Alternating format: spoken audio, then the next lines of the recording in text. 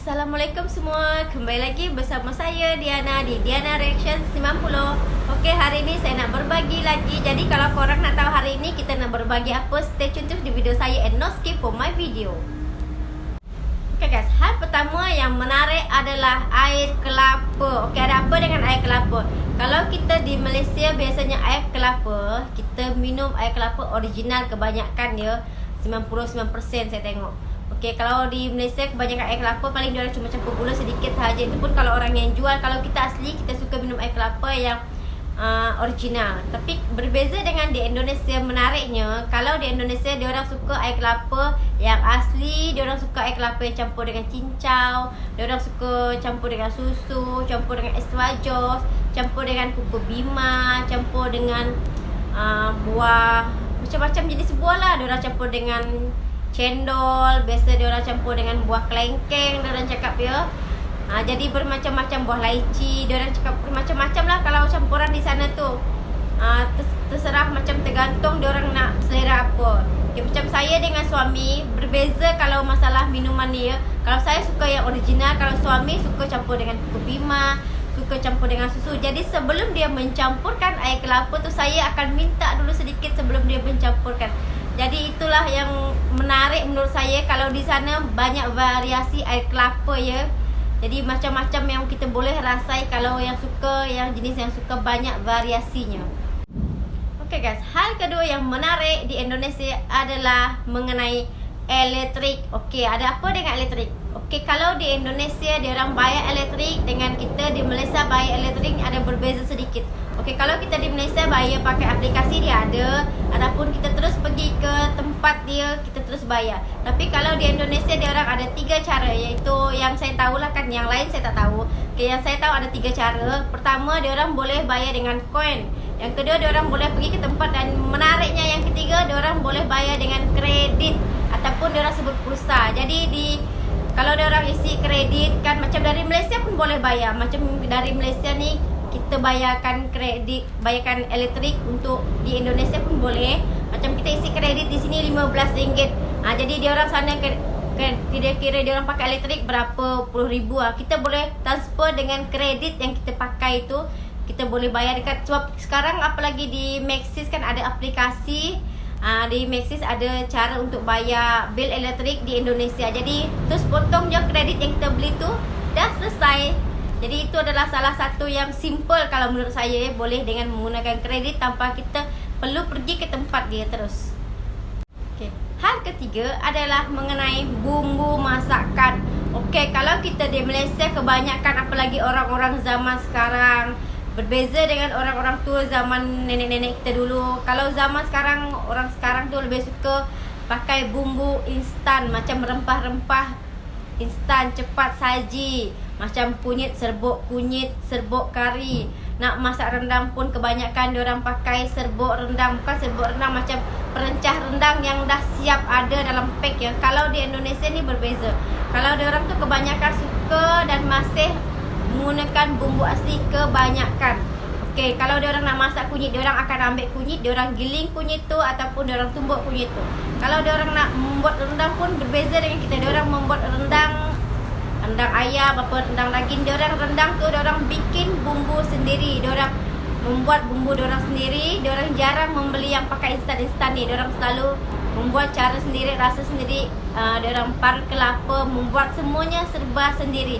Jadi kalau waktu masak besar-besaran apa boleh dikatakan memang agak lelah sedikit lah. Tapi rasa bumbu tu memang sedap yang asli daripada yang instan ni. Okay guys, hal yang keempat adalah kalau orang Malaysia pergi ke Indonesia akan serasa seperti orang kaya. Kenapa? Kerana duit di Indonesia menggunakan ribu. Kalau di Malaysia dah ribu ni sangat besar. Itu dah boleh katakan dah gaji sebulan dah. Kalau yang ada ribu. So di Malaysia pakai RM1, RM2, RM5, RM10. Jadi dia punya nombor tu satu saja. Kalau di Indonesia nombor dia 1,000, 2.000, 5.000, 10.000. Jadi kalau pegang duit Indonesia serasa orang kaya. Semuanya pakai ribu-ribu, apalagi kalau dah melebihi ribu tu pakai juta. Kalau di Malaysia kalau dah juta tu dah orang yang kaya sangat kalau dah ada juta-juta duit itu. Tapi kalau di Indonesia kita yang orang sederhana pun dah dapat pegang duit juta-juta. Itu kata saya memang serasa orang kaya kalau berada di Indonesia dengan menggunakan duit di Indonesia.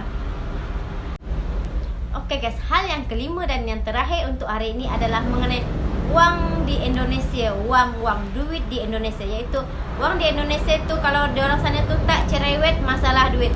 Kalau kita di Malaysia, contoh ini duit ni, dah ada selotip macam ni, dah tak boleh pakai. Dan duit ini pun kita dah tak boleh pakai juga. Apalagi yang macam ni, dah kita memang tak boleh pakai sama sekali. Yang ni masih bagus semua, cuma sedikit ujung pun kita dah tak boleh pakai sama sekali. Jadi duit ni kita cuma boleh simpan sahaja kerana kita tak boleh pakai duit ni ya. Kerana di Malaysia tidak menerima duit koyak sedikit pun, sobek ya kata kamu orang Indonesia. Sobek sedikit pun, koyak sedikit pun di Malaysia ni, ada selotip, ada tulisan, tulis tu tak boleh pakai. Jadi kita simpan duit ni untuk jadikan jimat kita sahaja, simpan untuk sampai bila-bila saya pun tak tahulah ya. Okay, kalau di Indonesia kalau masalah uang dia orang memang tak cerewet. Jadi contoh macam ni kan, duit Indonesia ni 100 ni berapa ni ya? Ni RM1,000. Jadi macam ni boleh pakai lagi. Ini 100,000. Ni RM100 ni, ini masih okey, boleh pakai. Macam ni RM5,000. Okey, ni elok, masih elok. Okey. Ini RM10,000. Tengok ni ada koyak sedikit kan? Okey, macam ni. Ada koyak sedikit, tapi masih boleh pakai kalau di sana. Jadi senang. Kita masih boleh beli bakso pakai ni, boleh. Cukup ke beli bakso ni? Okey, ni pun sama, ni masih boleh pakai. Ni RM2,000 ni masih bagus. Dia masih boleh pakai sekali. Okey, kalau yang penting yang saya tahu, kalau yang koyak sedikit macam ni, diorang masih boleh pakai ya, masih boleh pakai, diorang boleh selotip dan tak cerewet, diorang boleh pakai masih. Kalau kita di Malaysia dah tak boleh pakai lagi, itu masalah dia ya. Kita kena betul-betul jaga duit jadinya kalau dia di Malaysia. Tapi kalau yang macam mana tadi Okay, kalau yang macam ni saya tak tahu. Jadi orang Indonesia boleh komen kalau yang macam ni boleh pakai ke tak. Tapi tulisannya memang masih jelas RM2,000. Tapi saya tak tahu ni boleh pakai tak. Kalau tak boleh pakai, saya nak simpan ni buat jimat juga ni. Jadi orang Indonesia boleh komen di kolom komentar saya. Kalau duit macam ni masih layak pakai ke tak, masih boleh pakai tak. Kalau tak boleh, saya nak simpan je buat jimat. Sayang je nak buat dia kan duit. Jadi kalau masalah duit, kalau di Indonesia tu alhamdulillah, dia orang sana tak cerewet. Nak koyak ke duit tu, duit tu ada selotip ke, koyak sedikit pun tak apa, masih boleh pakai. Kalau kita di Malaysia susah, kita kena jaga duit tu betul-betul. Koyak sedikit pun duit tu kita dah boleh simpan dalam zoo lah nanti, suatu saat nanti. Okay guys, seperti itulah sharing saya untuk hari ini. Dan terima kasih kerana telah menonton video saya. Jangan lupa untuk like, share, komen dan subscribe channel saya kerana semua itu adalah free. Okay, and thank you for watching my video. And Assalamualaikum semua, bye-bye.